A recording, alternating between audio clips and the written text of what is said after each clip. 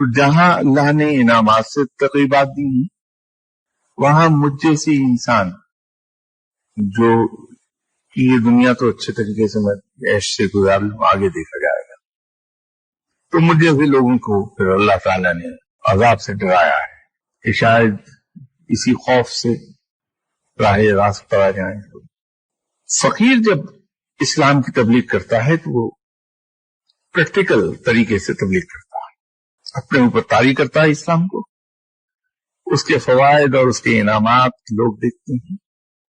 اور یوں اسلام کی طرف لوگ دوڑے چلے آتے ہیں۔ تو جو لوگ اس کے ذریعے ہدایت پا جائیں گے وہ ہدایت یافتہ کہلائیں گے، رب کو عزیز ہوں گے۔ لیکن اس کے باوجود، ان تمام کوششوں کے باوجود کہ ان کو لالچ بھی دیا جائے گا، انعامات دکھائے جائیں گے کہ یہ ملیں گے، عذاب سے ڈرایا جائے گا، پھر بھی کچھ لوگ ایسے ہوں گے جو کسی طور بھی اس پیغام کو مانیں گے نہیں۔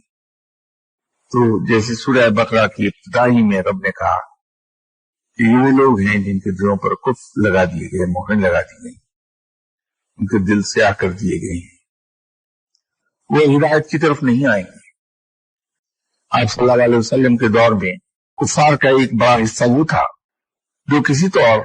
اللہ کے اس پیغام کو نہ صرف یہ کہ ماننا نہیں چاہتا تھا بلکہ اس کی تبلیغ کی بھی اجازت دینے کو تیار نہیں تھا۔ اشارہ انہی لوگوں کی طرف ہے جو نہ تو کسی انعام کی لالچ کے تحت اور نہ کسی عذاب کے خوف کے تحت اسلام کی طرف آتے ہیں، بلکہ اپنے ہی اس غلط ایمان پر قائم رہتے ہیں جو انہوں نے قائم کر رکھا ہے۔